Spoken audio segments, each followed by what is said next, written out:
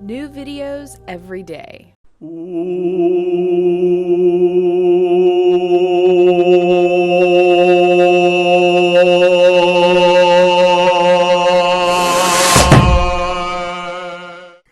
I like to know things.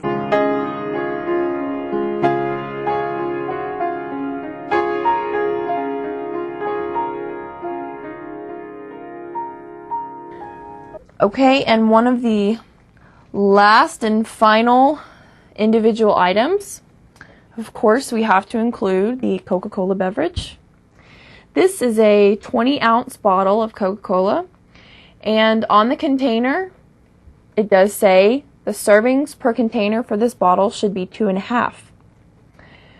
Okay, so are you drinking the whole bottle, or are you drinking, a portion of the bottle? So if you're drinking the whole bottle, you are getting this much sugar, 16.25 teaspoons of sugar.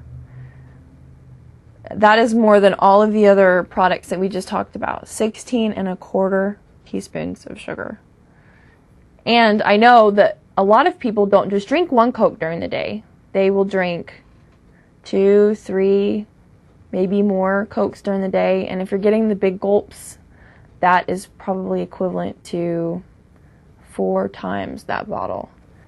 Okay, so sugar offers calories and nothing else. It's not giving us any nutrients, any vitamins.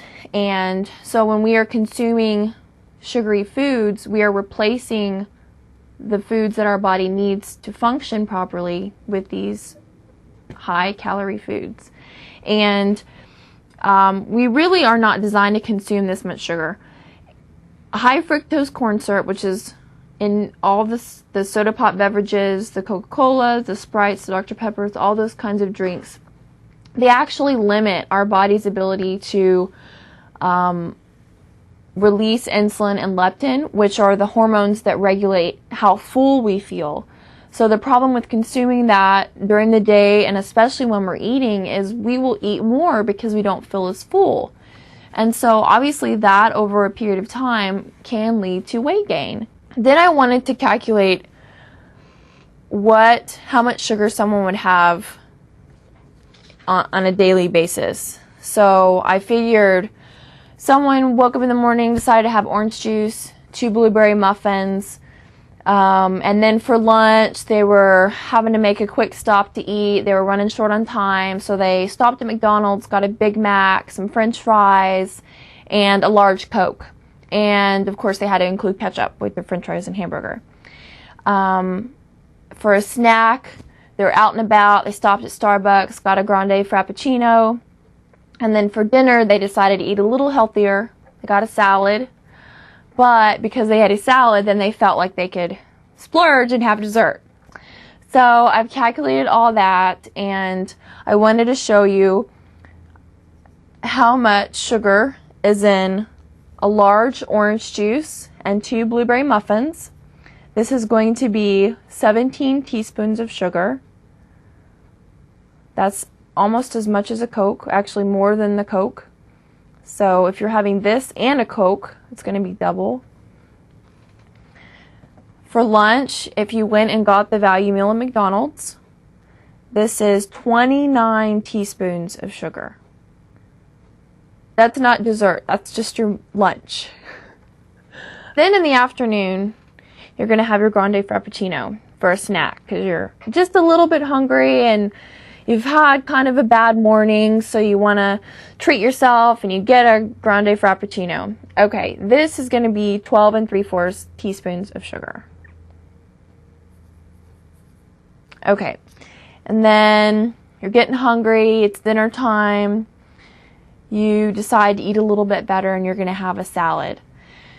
But you felt so good that you had a salad that you wanted to go ahead and splurge and treat yourself again, and then you decided to have dessert at Chili's. And you decided to go with the molten chocolate lava dessert, which is a big plate of dessert. And this is how much sugar is in half of the dessert. So this comes out to 21.5 teaspoons. And so if you are consuming the entire dessert by yourself, then go ahead and double this.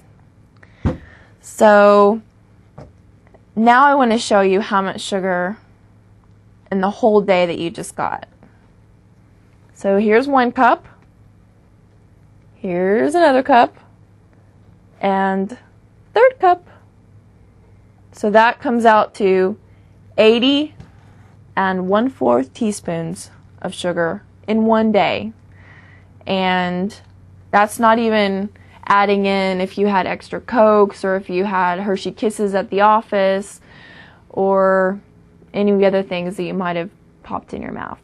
When we are consuming excessive amounts of sugar in our diets, we are replacing the foods that our body really needs, fruits and vegetables, proteins, whole grains. We're consuming high-calorie foods that have low nutrients. Another more even significant result of excessive sugar intake is the consequence of inflammation. We've seen such a rise in diabetes, heart disease, rheumatoid arthritis, and all those conditions have a foundation of inflammation. And a spokesperson for the American Dietetic Association, who's a registered dietitian, said that the poor regulation of glucose and insulin is a breeding ground for inflammation. And the reason why excessive sugar intake affects the way that our body regulates glucose and insulin is because when we put food in our mouth and it's high sugar, it's digested quickly and goes immediately into our bloodstream. And so when we have high blood sugar, our pancreas, to even it out, releases insulin. And so if we're constantly bombarding our bodies with high sugar, basically long term we're wearing out our pancreas and we're having high levels of insulin in our bodies being released from our pancreas. So that compounded on day after day after day of doing this is going to promote inflammation in our bodies and can lead to serious health conditions. Dr. Elson Haas, who is a medical doctor, said that the primary cause of obesity, in his opinion, is high fructose corn syrup, and that has also been related to our bodies not being able to fully utilize and release insulin and leptin, which are the hormones that regulate how full we feel. So we tend to eat more when we're consuming more sugar, which is obviously going to lead to being overweight. I found out how much the average individual consumes on a yearly basis, and that is equivalent to almost 22 bags of sugar. This is a 4-pound bag, so that, I mean, you can imagine 22 bags of this. So hopefully you'll take some of this information today and apply it to your life, make better food choices, and over time, hopefully that will help you gain control of weight and reduce any health concerns that you may have. Thank you. See you next time.